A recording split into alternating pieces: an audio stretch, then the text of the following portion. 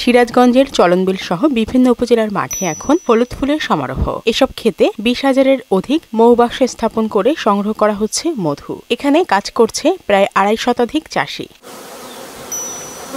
চাষিরা প্রতি সপ্তাহে একবার বাক্সগুলো থেকে বিশেষ পদ্ধতিতে মধু সংগ্রহ করছেন। মৌমাছি মধু সংগ্রহ করায় ফুলে পরাগায়ন হয়ে বাড়ছে সরিষার ফলনও। আমরা মৌমাছি প্রদর্শন করি, প্রতিটা বক্সে কি কাজ করা লাগে। আমাদের এখানে কাজ করি হলে আমাদের লোকজন ফ্রেম নিয়ে এসে দেয়, আমি সিল কেটে নিয়ে এসে মেশিনে দিয়ে হারভেস্ট করে এটা মধু সংগ্রহ করি।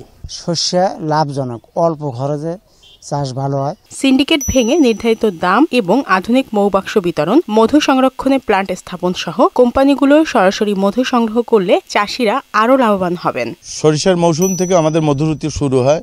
সরিষার ফুল ফোটার সঙ্গে সঙ্গে আমরা মৌ কলোনিগুলো মাঠে নিয়ে এসে প্রতিস্থাপন করি এবং তার পরিচর্যা করি। বিদেশে থেকে কিছু প্রশিক্ষক নিয়ে এসে আমাদের বেকার যুবকদের, শিক্ষিত যুবকদের যদি মনে হয় যে ট্রেনিং করায় এই শিল্পের ভিতরে নামায়, তাহলে চাকরির পিছনে ধরে লাগবে না, আর তারাও লাভবান হবে, কৃষক লাভবান হবে, দেশ লাভবান হবে। সিরাজগঞ্জে সবচেয়ে বেশি সরিষা চাষ হচ্ছে জানিয়ে কৃষি কর্মকর্তা বলেন, চলতি বছর জেলায় প্রায় 88,000 হেক্টর জমিতে সরিষা চাষ হয়েছে। প্রায় 250 জনের মতো মোবাইল আছে যারা বিভিন্ন সরিষা মাঠে তারা মধুর বাক্স বাসায় মধু আহরণ করে থাকে।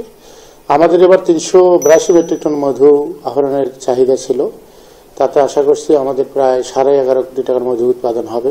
এবছর সিরাজগঞ্জে 382 মেট্রিক টন মধু সংগ্রহের লক্ষ্যমাত্রা নির্ধারণ করা হয়েছে।